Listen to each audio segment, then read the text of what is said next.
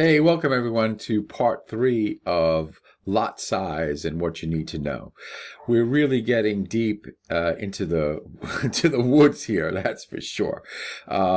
It's just not a simple concept, and in this video, we're going to be taking a little bit step further. We're going to go over into like maybe the psychology of trading money or trading anything. You know, when stocks are money. So when you're trading stocks, you're trading money. And when money is involved, people's brain chemistry changes. And I'm going to talk about that in a moment. Okay. Well, let's go over what we talked about yesterday. Actually, before I even do that, please like and subscribe to my channel. It's going to give me a big help. Appreciate it. Also, in the last video, I didn't mention it, but please go over to parkavenuetrading.com and get yourself a free ebook. Okay, sign up for the email list. Okay, you're going to get a lot of cool emails from me. Nothing, there'll be some really good learning emails in there.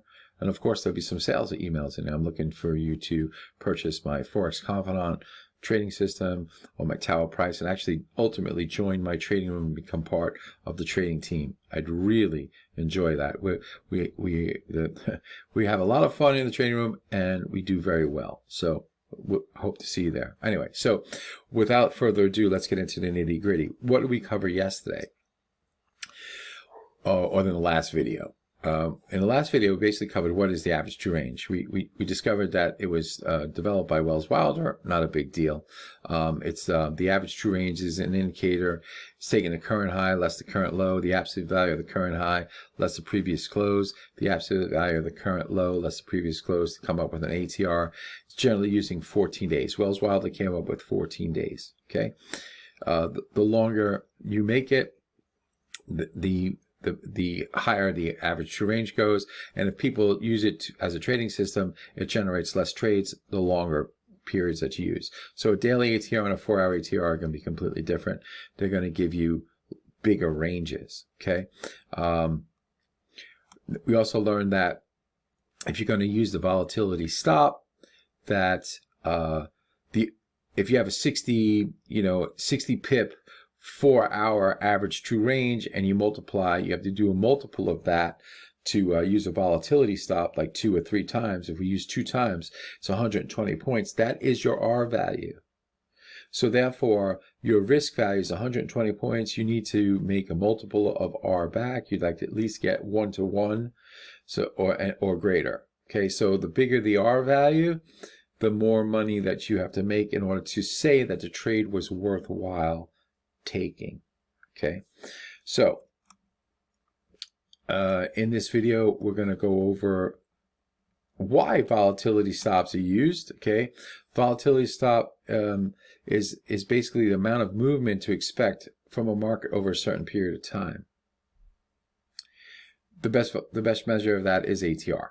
Okay, and this is basically going over what we just said before. Okay, so the logic that traders use behind it is that the trader accepts the fact that the market's going to have a lot of noise against what the current trend is. So by multiplying this noise as measured by ATR by a factor of say 2 or 3, adding up, subtracting from the close, the stop will be kept out of the noise. Now, that's the whole reason to use a volatility stop. But you have to also remember that the volatility stop is your risk value. So you need to make it worthwhile. You can't have a 120 point stop on something, make it go up 10 pips and take the trade profits. That makes absolutely no sense as far as trading is concerned. Okay, that is just, we used to call that a panic merchant. A person that sells fear and panic. Can't hold on to a trade. Well, you're a panic merchant. And there's a reason for it. Psychologically, there's a reason for it. Probably got burned a lot of times. But you need to overcome that. If you say I'm risking 120 points, the trade goes 10 points in the money, and, you escape the trade with a 10 pip profit, that's ridiculous. Okay, or it moves 15 points against you. Go, oh, this is not working, and you get out. That's ridiculous. Okay, you have your ATR stop. You're using it. All right. Now, you can quickly ratchet up your stop loss. So as soon as you're in the money, you can say, okay, now I'm bringing my stop up closer to the marketplace or down closer to the marketplace. And that's basically going to be my R value. So you can go from 120 maybe to 60 points. Okay, so you can do that. Okay, now, as we're talking about this, I thought about, something that I say based off of what Larry Hite said. Okay, so Larry, if you don't know who Larry Hite is, just get his book called The Rule. It is a really fun read. Larry Hite is a wonderful trader. He's about 80 years old right now. Just an incredible trader and a funny guy. Okay, so I liked Larry Hite. I also liked Amos Hostetler, but unfortunately he died in a car accident. He was another fabulous trader, but these are traders that I wish to emulate, and Larry Hite is really a wonderful guy. Get his book, The Rule. It's only like $12, or you can get it on whatever. Just get the book and read it. You'll enjoy it. Okay. All this stuff talk about like lot size and money management and R values and all this stuff is are important concepts, but you have to keep in mind that becoming wealthy in trading and being very successful isn't about being right all the time. It's about the proper R value. Okay? And you want to receive multiple R values for the risk that you are taking. So that's really what all this stuff boils down to, is proper R value. Okay? Now, Larry Hite said, it's about how much you win when you are right, as well as how much you lose when you are wrong. Small-minded people make a big deal of winning, but if you didn't win enough, you truly didn't win anything. So in other words, all the gurus out there, they talk about, I have a 99% success rate, and then you find out it's for 12 pips, and they're using 90 pip stop losses. The percentage right isn't what's important. You can't say you have a 90% win rate, okay, for 10 pips, but you're risking 90 pips. Because if you make 10 pips and then that one loss is going to wipe out everything that you made. So you didn't really win anything. So there's the balance there. So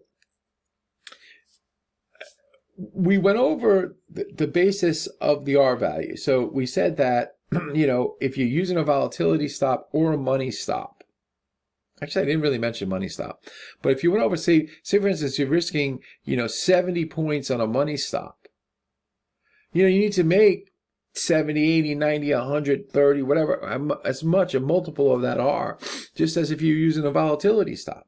So if we look at this as a function of R, obviously the smaller the risk, the better, the more you have a chance of getting a multiple R. So what I'm saying here is that you should really start to try to figure out how to become more of a market timer. And with market timing, you could actually ratchet the losses down. Now there's many, it's easier said than done. And, I consider myself a market timer. And there are times, like I said in my last video, that I'll use 14, 15 pip stops and get 90, 100 points out of it.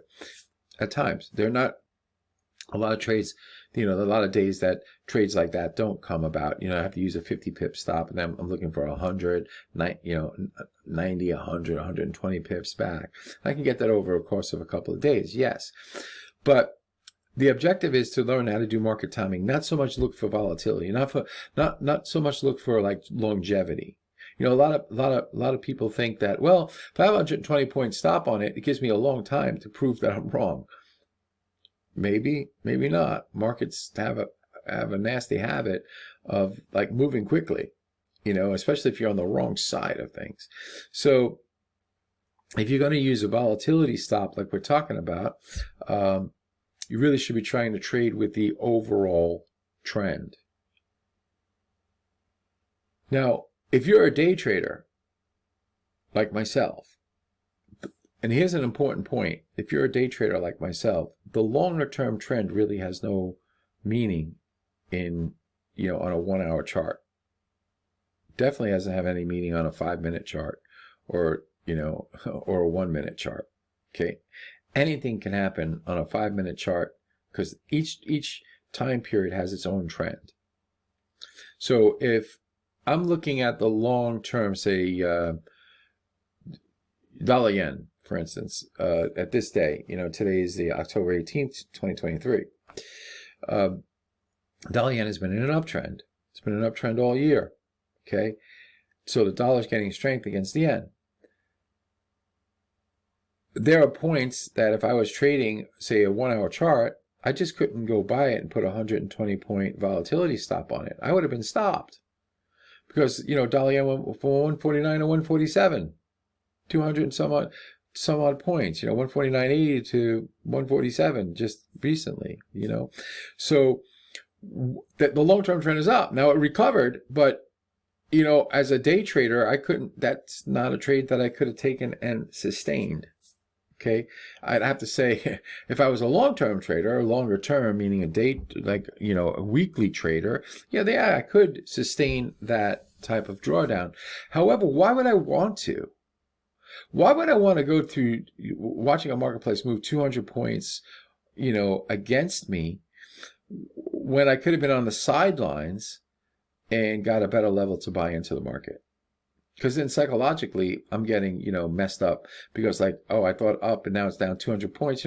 It's the subconscious mind is in charge of trading when you're trading. It's the reptilian mind, reptilian brain. And the reptilian brain's one function is to make sure that you avoid any type of pain. Its job is to protect you, to keep you alive. And it's not really conducive to trading because, it doesn't know how to separate emotional pain from physical pain. It's the same thing for that reptilian brain. So therefore, when you're losing money,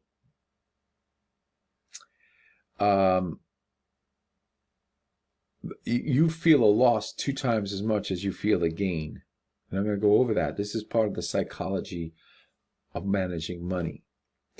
And it's an important concept. So the reptilian brain is in charge, and therefore when you have a drawdown of 200 points, you start doubting yourself. Your conscious mind starts doubting, like, oh, maybe this trend isn't, maybe it's changing, maybe the trend is changing. So the objective here is to, for me as a day trader, is not to look at the long-term trend. I can't turn a small picture trade into a big picture trade. Can't do it. And you can't do it either. So let's get on to the psychology of managing money. So I wrote this is from my blog post, and I hope that this helps because I'm trying to shed some light on areas that tripped me up in the past. And the first thing that I needed to learn was that losses are completely inevitable. Now, trading without losses is like living life only breathing in and never exhaling, never breathing out. Now, your in-breath, your inhales, should be a lot deeper, more money made than the exhale, which is the money lost. The only thing that you can control, the only variable you can control is how much you're willing to lose. And inside losses are other valuable lessons. So with those losses, you can analyze the risk that you had taken, and you can develop strategies for learning never to get caught in that loss trap again. Now, it's easier said than done.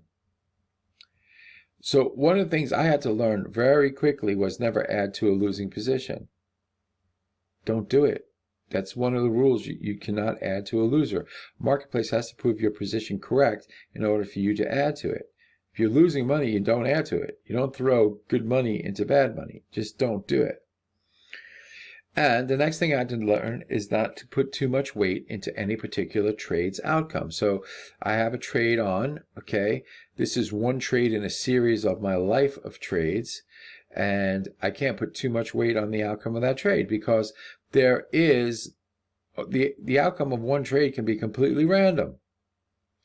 But the outcome of 100 trades is predictable, okay? So that's what you have to understand, is that you're in this for the long haul. Now, when I was learning from some mentors, and I mentioned them in my emails, Roger White and Burton Page, they were both, I think I mentioned them in these videos too, they were both fabulous traders for themselves, and they actually really helped me along tremendously in my path to becoming, on the road to becoming a master trader. I don't ever consider myself a master trader. I consider that being a master trader is a work in progress. And, you know, you have to work on it every day. You know, every day what I do is I basically say to myself, what is my purpose? Okay. And, in my trading room, I have it pinned, you know, what my purpose is. And my purpose is to become an economic soldier for God. And what I mean by that is that I wish to make enough money, to have enough money in my possession that I could actually help, okay, fight against what I consider the wickedness and the oppression of poverty. And I can make a small help by, you know, donating to charities of my choice. I can also help, you know, in a small way by, you know, donating money, donating food to food banks. I don't think anyone should starve. And this is just my take on things. Like I need to have something that's greater than myself. It's just not about driving a Maserati or whatever, or having a huge house. It's not about that. It's about like what I leave behind. Like, did I touch anybody in a positive way? And the more ways that I do that, I find the more ways that I'm rewarded as a trader. It's just really satisfying. But I'm digressing. But anyway, so when I talked to these men, these men gave me this idea actually to try to be bigger than myself. And they forced me to look at things that I never would have looked at as a trader. And one of the important lessons that they gave me and pointed me in direction was that there's a reason why people have a hard time cutting losses, and there's a reason why people have a hard time letting a good trade ride. Okay? And the main reason is that when you put a trade on, like I said earlier, your reptilian brain is in charge of trading. It's not your conscious brain, it's your reptilian brain. So as soon as you recognize that, you'll be able to control your trading more, because you can start to realize that it's not really the greatest mind to have in charge of trading. Okay, the reptilian brain is not. It's a fear-based brain. It's designed to keep you out of pain. It's designed to save your life as a caveman. Now, it worked well back in the day when we needed to work that way, but this day and age it really doesn't suit us for trading. Okay, so when you enter a forex trade, your brain chemistry actually changes, and it just happens. Okay, and you see, normal people, and I'm going to say that most people that trade forex are what we would consider normal. You know, I'm sure they have their own quirks and stuff that you would think are weird, but people, they're normal. Okay, they're not schizophrenics. Then maybe some are schizophrenics, but you know, we would consider them normal people. Somebody you can have a beer with at a bar and not, you know, feel threatened by it in any way, or realize that, well, this guy's a little off or this girl's a little off, you know. But so let's say normal people fear losses more than they value gains. A dollar loss is more painful than the pleasure of a dollar gain. This is what Roger White told me. And he said, if you think about it, when you're losing money, it's really psychologically painful. Sometimes you could feel it. I used to feel it in my neck and in my shoulders. Sometimes the stress of trading, before I got it under control with proper money management and, finally getting my system set. And it took years for me to finally come up with my system that suited me. I would walk with like a hip like swing because I'd be so tense.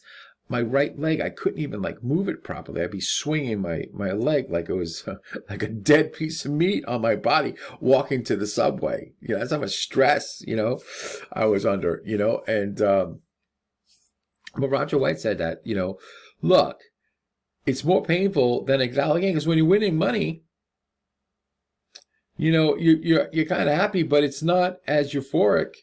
It doesn't overcome the pain of the losses.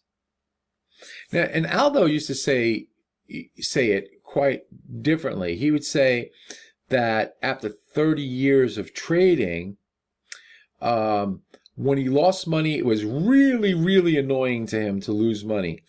But when he made money, he didn't really care about it.